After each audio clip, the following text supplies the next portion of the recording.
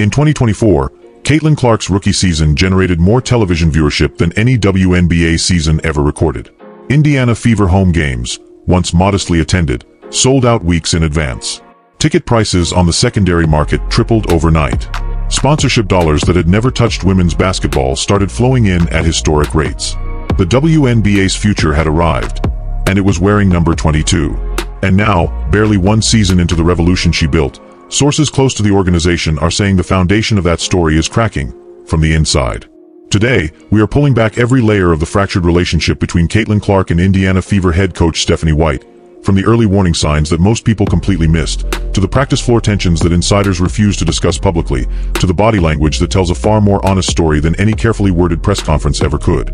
By the end of this breakdown, you will understand exactly how the most exciting development in women's basketball history became one of the most alarming organizational crises the WNBA has ever quietly tried to manage, and why the window to fix it is closing faster than anyone in that front office wants to admit. Before we get into it, drop a comment right now, because I want to hear your take. Should Caitlin Clark stay in Indiana and force change from the inside, or would a completely fresh start somewhere new unlock everything she's truly capable of? There's no wrong answer here. I'm reading every single one. Now let's go. Picture the most commercially valuable player in WNBA history walking into a facility every single morning knowing that the system she's being asked to operate inside wasn't designed for her. That's not a hypothetical exercise. That is the picture insiders have been painting of Caitlin Clark's daily reality under Stephanie White's coaching philosophy. The tension didn't arrive loudly. It simmered beneath the surface, building through a series of small but significant moments. Play calls that constrained her instincts, substitution patterns that felt more punitive than strategic, and sideline exchanges that had stopped feeling like collaboration and started feeling like confrontation. Relationships between players and coaches almost never snap all at once. They fray slowly, thread by thread, until one day there is simply nothing left holding them together. The fraying has been visible for weeks. Stephanie White built her coaching reputation through years of constructing disciplined, defensively accountable, structurally sound teams, and that track record deserves genuine respect. But here is the detail most coverage is glossing over. White's entire coaching identity is built on a philosophy of collective obedience to the system. She believes the whole is greater than the sum of its parts, and in most coaching situations, that belief produces results. The problem is that Caitlin Clark isn't most situations. Her value as a player is inseparable from her freedom to read the floor, react in real time, improvise at the point of attack, and make decisions that no prepared playbook can fully anticipate or contain. When you try to pour that kind of instinct into a rigid structural mold, something is going to crack. Rigid systems and generational talent are a historically volatile combination. What does it actually look like when one of the most gifted offensive minds in basketball starts to feel like her best instincts are being systematically corrected out of existence? According to reporting that has circulated among those with proximity to the organization, practice sessions under White's direction became progressively tense as Clark's decision-making, her most lethal weapon, became a recurring point of friction rather than a celebrated asset. Coaching corrections are normal. A demanding dialogue between a head coach and a franchise star is healthy and expected at the highest level. But there is an important distinction between refining a player and restricting one, between sharpening instincts and grinding them down, and by most accounts, what Clark was experiencing had crossed firmly from the first category into the second. When a player no longer trusts that her best instincts will be respected, her best play quietly stops showing up. Never underestimate what a player's body reveals when their words are being carefully managed. Caitlin Clark has handled her media obligations with extraordinary professionalism. She is precise, polished, and almost surgically deliberate with public statements about the coaching staff. But body language operates beneath the level of conscious control, especially under the sustained pressure of a deteriorating professional relationship. Watch the footage carefully. Watch how she navigates timeouts. Watch her eyes during huddles. Watch the pace, or the notable lack of pace, with which she processes sideline instructions before returning to the floor. Behavioral analysts and veteran coaches who study athlete psychology have cataloged these microsignals across decades of professional sports. When they appear in clusters, the translation is rarely optimistic. Disengagement becomes visible long before it becomes audible. Imagine you are a role player on the Indiana Fever. You chose this team in part because Caitlin Clark was here and winning felt more possible with her in the building. Now you are watching the relationship between your franchise player and your head coach deteriorate in real time. In practices, in film sessions, in the barely perceptible but unmistakable dynamics of day-to-day operations. What do you do? Do you choose a side? Do you keep your head down and hope it resolves itself? Do you quietly begin asking questions about your own future with this organization? The locker room impact of a star coach fracture is almost never contained to just those two individuals. It spreads. It infects team culture, chips away at collective confidence, and erodes the shared belief that made the team dangerous in the first place. A healthy culture is either actively built or silently destroyed. There is no neutral ground. Why does every Caitlin Clark sideline expression become a nationally dissected cultural moment within hours of it appearing online? Because the media infrastructure built around her is unlike anything women's sports has ever generated, and that machine does not produce heat from nothing. Yes, the media amplifies. Yes, it occasionally extrapolates beyond what evidence supports. But the leaks that began surfacing about tension inside the Indiana Fever organization did not come from thin air. They came from real sources with real access to real situations. Reporters who cover this team daily have stated explicitly that the dynamic between Clark and White is strained in ways that go far beyond the routine friction of a new coaching relationship settling in. Smoke requires an actual source. And the smoke around this franchise has been building for weeks. In professional sports, power players signal their dissatisfaction long before they ever announce it. The signal mechanism is simple.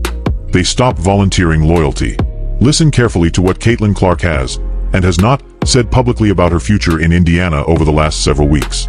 She has not issued warm declarations of long-term commitment to the franchise. She has not defended Stephanie White's system in interviews when given natural opportunities to do so.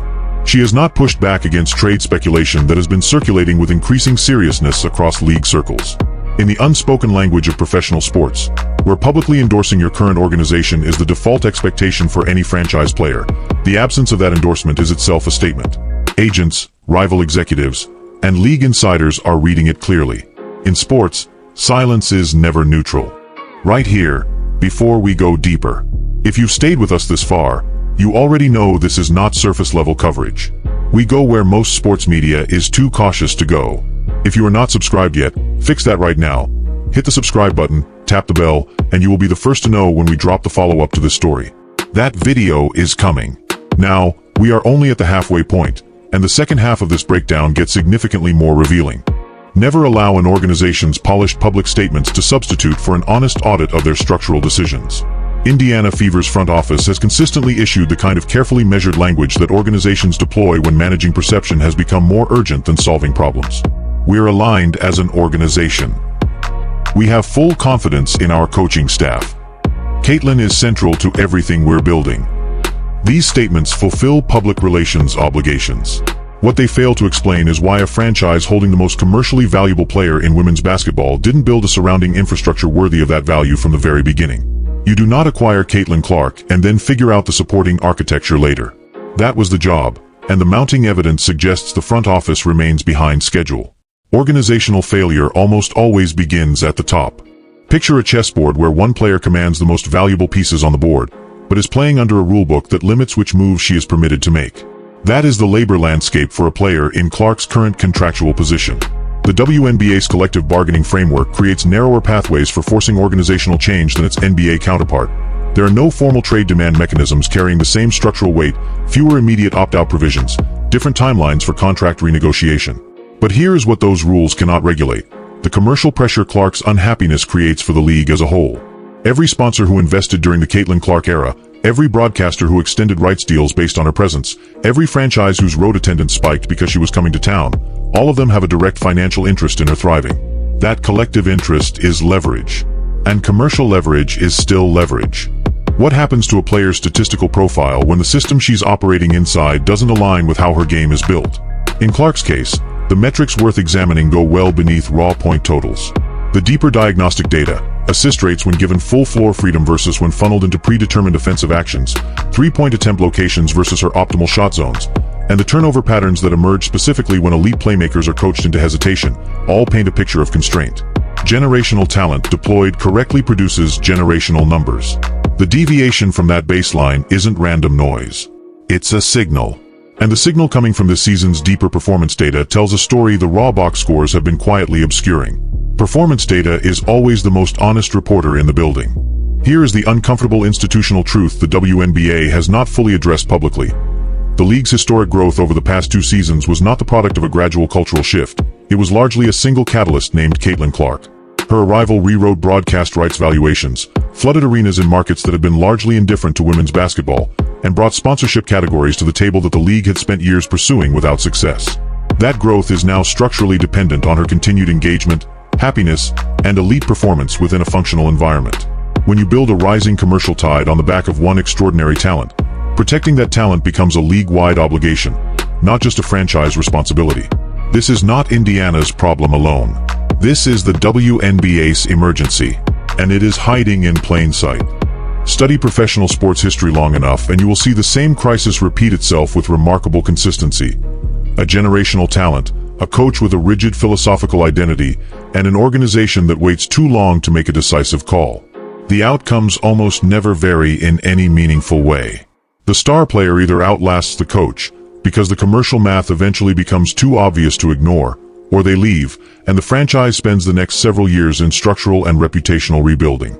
The organizations that emerge from these conflicts with their credibility intact are the ones that acted with honesty and speed, acknowledged the misalignment directly, made the structural adjustment necessary to protect their most valuable asset, and built around their stars game rather than trying to engineer their stars game into something more convenient.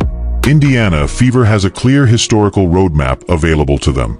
Whether they follow it determines everything. History consistently rewards decisive action taken early. Walk into any WNBA conversation on social media right now and you will find something that would have been almost unthinkable 18 months ago. Caitlin Clark's most devoted fans are directing their frustration not at rival players or external critics, but at Indiana Fever's own organizational decision-making. This matters at a level far beyond the emotional temperature of online communities. Her fan base is economically activated in ways that produce measurable, trackable financial data. Ticket purchasing behavior, merchandise sales trends, streaming engagement patterns, and road game attendance numbers all respond to the mood of a passionate, organized, and financially engaged fan base. When that fan base begins publicly signaling disappointment with the franchise itself, and it has, consistently, for weeks, the front office is no longer looking at a public relations problem. They are looking at a revenue problem dressed in the language of culture. Fan sentiment is financial data. What would it actually look like if both Caitlin Clark and Stephanie White were given exactly what they each need professionally? Clark needs creative authority at the point of attack, a system deliberately constructed around her playmaking and shooting strengths, and a coaching relationship grounded in mutual trust rather than recurring correction. White needs organizational commitment to her defensive philosophy, staff stability, and the institutional authority to build a program without constant pressure from above or below. Here's the part that makes this so frustrating from the outside. Those two sets of professional needs are not inherently incompatible. Bridging them would require a level of honest facilitation, a genuine organizational intervention that has clearly not yet occurred at the scale the situation demands. Most professional relationship breakdowns are not caused by irreconcilable differences. They are caused by insufficient communication at a critical inflection point. Every situation at this level of visible tension resolves along one of three trajectories, and the costs of each path are radically different depending on how long the organization waits before choosing. Path 1 is genuine reconciliation. The Fever bring both parties into a structured, facilitated dialogue, real compromises are reached, and the season moves forward under a recalibrated dynamic. Analysts with league access place the probability of this at low, not because the outcome is impossible, but because meaningful compromise requires both parties to want it equally and urgently. Path 2 is the coaching change. White departs at season's end, and Indiana Fever constructs their next staff hire explicitly around Clark's needs and game. This is the commercially rational outcome, and currently the most probable. Path 3 is separation. Clark exercises whatever leverage mechanisms are available to her, and Indiana Fever writes the most expensive chapter in the franchise's history. Every day the organization delays this decision, the first path becomes less accessible and the third path becomes more inevitable. Decisive action is always cheapest at the beginning. Hold on to this above everything else in this breakdown. Caitlin Clark is at the absolute beginning of what could be a 15-year career that permanently reshapes women's basketball. She is not in a moment of decline looking for an exit. She is in a moment of ascent being slowed by an institutional misalignment that should never have been allowed to reach this stage. The decisions being made inside that building right now, by her, by Stephanie White, by Indiana's front office, and by WNBA leadership, will either establish the foundation for a dynasty or trigger the most preventable talent exit in the league's modern era. Players who escape broken situations early in their careers tend to emerge sharper, more determined, and ultimately more successful. The franchises that allow them to leave spend years, sometimes decades, explaining the decision to their fans. The urgency of this moment is not about this season's standings. It is about the next 15 years of what women's basketball could become. The cost of further inaction compounds every single day. Right now, in a gym somewhere, Iowa, Connecticut, Los Angeles, a city we haven't heard of yet, a 14-year-old girl who wants to build a career in professional basketball is watching how this situation resolves. She is watching whether the WNBA protects the players who build it. She is watching whether the franchises that receive generational talent respond with the kind of generational organizational commitment that talent deserves in return. She is watching to see whether the most commercially important player in the league's history can be placed inside an institutional dynamic that diminishes rather than elevates what makes her extraordinary, and whether anyone in a position of authority steps in to fix it. What she observes will quietly influence whether she dreams of the WNBA or redirects those dreams elsewhere. The Caitlin Clark situation is a mirror being held up to this entire sport, and the reflection demands an honest response. Every generation of players is watching this one. So here is where we land. The relationship between Caitlin Clark and Stephanie White has arrived at the kind of threshold that experienced sports executives recognize immediately. The type of moment where decisive, honest action is the only route that doesn't lead somewhere significantly worse for everyone involved. Whether resolution looks like a genuine structural rebuild of their working relationship, a coaching transition, or something more consequential, it has to happen soon. Because the alternative is watching the WNBA's most important player navigate toward an exit that produces no winners and leaves a damage trail that the league will spend years trying to repair. We will be covering every development in this story as it breaks. If you are not subscribed, now is the time. Drop your prediction in the comments. Where does Caitlin Clark play her next chapter? And which of the three paths do you think Indiana Fever actually takes? The real conversation starts below. This video is produced for commentary, analysis, and entertainment purposes only. All analysis and opinions expressed represent interpretation based on publicly available information and reporting. This is not professional sports, legal, or financial advice. Please consult a qualified expert as needed.